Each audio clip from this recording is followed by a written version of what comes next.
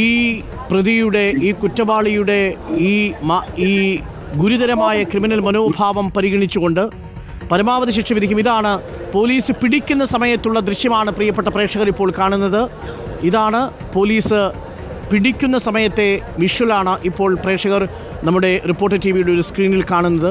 നീല ഉടുപ്പും കാവി മുണ്ടും ധരിച്ച് ഇരിക്കുന്ന ആൾ. ഇതാണ് പോലീസ് പിടികൂടുന്ന സമയത്തുള്ള ചെന്താമരയുടെ അവസ്ഥ.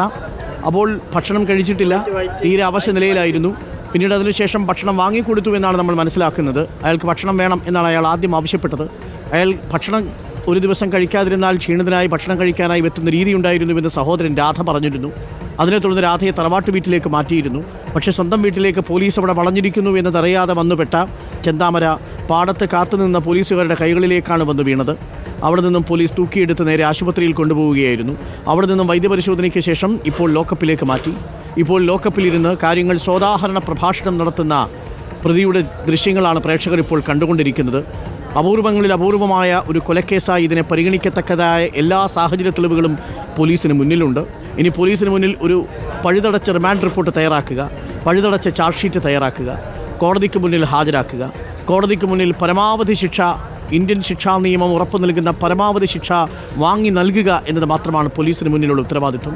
അതിന് പോലീസ് നേരത്തെ കാണിച്ച അലംഭാവങ്ങളിൽ നിന്ന് വിട്ടുണർന്ന് പഴുതടച്ച അന്വേഷണം നടത്തി തെളിവുകൾ ശേഖരിച്ച് ഈ പ്രതിക്കെതിരായി കോടതിയിൽ ചാർജ് ഷീറ്റ് നൽകി വിചാരണയിൽ കൃത്യമായി പ്രോസിക്യൂഷന് തെളിവുകൾ സമാഹരിച്ചു കൊടുത്ത് പരമാവധി ശിക്ഷ ഈ പ്രതിക്ക് വാങ്ങിക്കൊടുക്കുക എന്നതാണ്.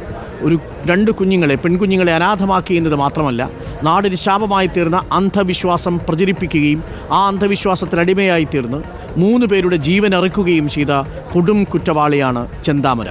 നമ്മുടെ സമൂഹത്തിന് എങ്ങനെ ആകരുത് എന്നുള്ളതിൻ്റെ വലിയ പാഠം, നമ്മുടെ സമൂഹത്തിന് ഒരു വലിയ പാഠമായി മാറേണ്ട ശിക്ഷയാണ് ഈ ചെന്താമരയുടെ ശിക്ഷയിലൂടെ ഈ ലോകം ആഗ്രഹിക്കുന്നത്.